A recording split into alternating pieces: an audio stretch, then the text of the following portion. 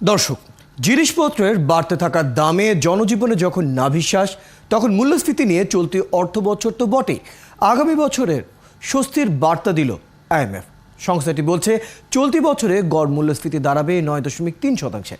আগামী বছর তা কমে 6.1% নামতে পারে। তবে 2029 সালে মূল্যস্ফীতি কমে 5.5% নেমে আসবে। সেই সাথে চলতি বছর জিডিপি প্রবৃদ্ধি কমার পূর্বাভাস দিয়েছে আইএমএফের ওয়ার্ল্ড ইকোনমিক আউটলুক নিয়ে কথা বলতে আমাদের সাথে যোগ দিচ্ছেন ঢাকা বিশ্ববিদ্যালয়ের অর্থনীতি বিভাগের অধ্যাপক এবং সিডাপের পরিচালক ডক্টর মোহাম্মদ হেলাল উদ্দিন। ডক্টর মোহাম্মদ হেলাল উদ্দিন, আপনাকে স্বাগত জানাচ্ছি অর্থযোগের আজকের আলোচনায়। প্রথমেই আপনার কাছে প্রশ্ন, টানা 13 মাস মূল্যস্ফীতি 9%-এর উপরে আছে। চলতি বছর এটা কিছুটা কমলেও আগামী বছর 6% নামার কথা জানিয়েছে আইএমএফ। বাংলাদেশ ব্যাংকের শক্ত উদ্যোগের কারণে মূলত মূল্যস্ফীতি কমবে বলছে সংস্থাটি। এই যে প্রসঙ্গ, সেটি নিয়ে আপনার মতামত জানতে চাই, কি মনে করছেন? ধন্যবাদ আপনাকে। আপনাদের এই পুরো স্টোরিটাতে আপনারা যেভাবে স্বস্তির কথা বলেছেন, ওরকম স্বস্তির আমি কোনো কারণ দেখছি না। কারণ মূল্যস্ফীতি যদি একটু কমেও আসে, তার 1, 2, 3 ঢাকায় জমি জিতে নিন 100% ক্যাশব্যাক সহ 20 কোটি টাকার পুরস্কার। পরে মনে রাখতে হবে, মূল্যস্ফীতি কিন্তু ওখানে বলা হয়েছে যে এর পরের আর্থিক বছরে 6.1% নেমে আসতে পারে। কথাটা এখানে আছে। এবং 6.1% নেমে আসলেও জিনিসপত্রের দাম কিন্তু গড়ে 6% বাড়বে, এটা মনে রাখতে হবে। তাহলে গত কয়েক বছরে যেখানে আপনার 25-30% দাম বেড়েছে সবকিছু, সে অনুযায়ী মানুষের ইনকাম তো বাড়বে না, স্বাভাবিক, তাই না? তো সেখানে আপনার অনেক বেশি মূল্যস্ফীতি হওয়াতে অনেকেরই আপনার তাদের যে প্রকৃত আয় বা আপনার যে ক্রয় ক্ষমতা সেটা কমে গিয়েছে। ফলে ওই যে কমে গিয়েছে সেই গ্যাপটা তো থেকেই যাচ্ছে। এরপরে মূল্যস্ফীতি যদি কখনো শূন্য হয়, তখন আমরা বলতে পারবো যে দাম আর বাড়ছে না, একই জায়গায় আছে। ফলে ওই 9% না বেড়ে যদি 6% বাড়ে, তারপরেও কিন্তু সাধারণ মানুষের উপর এটা চাপ থাকে।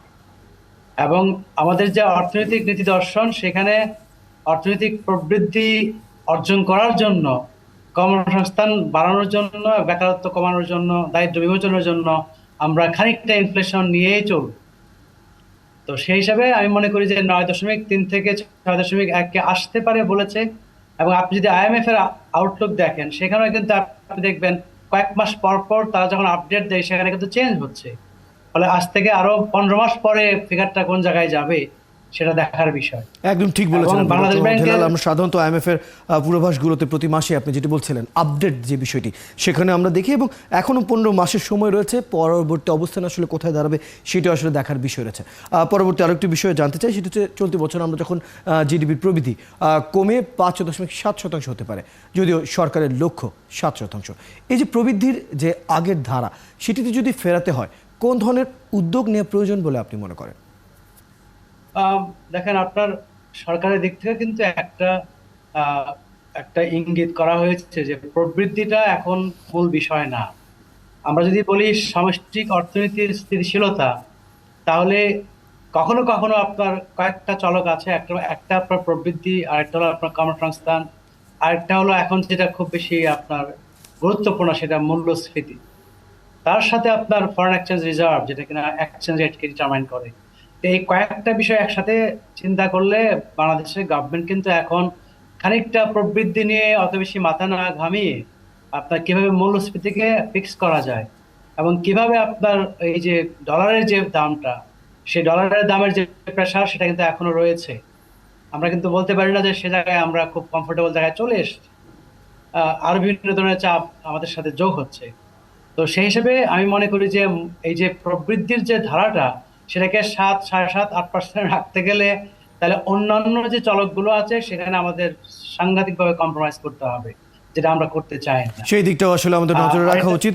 ডক্টর মোহাম্মদ হেলাল, এই বিষয়টি নিয়ে আরও একটু লম্বা আলোচনা করা হয়তো দরকার ছিল, কিন্তু আজ সময় স্বল্পতার কারণে আজ এখানে শেষ করতে হচ্ছে। অন্য কোনো সময় এই বিষয় নিয়ে আমরা আবারও আলাপ করব। ধন্যবাদ সময়টুকু দেওয়ার জন্য। দর্শক, আমাদের সাথে যুক্ত ছিলেন অর্থনীতিবিদ ডক্টর মোহাম্মদ হেলাল উদ্দিন। কথা বলছিলাম IMF-এর দেয়া প্রতিবেদন এবং সেখানে মূল্যস্ফীতি, জিডিপি নিয়ে যে প্রসঙ্গগুলো উঠে এসেছে, বাংলাদেশের বর্তমান পরিস্থিতি এবং ভবিষ্যৎ পরিস্থিতি পূর্বাভাস নিয়ে, সেটি নিয়ে আলোচনা করছিলাম।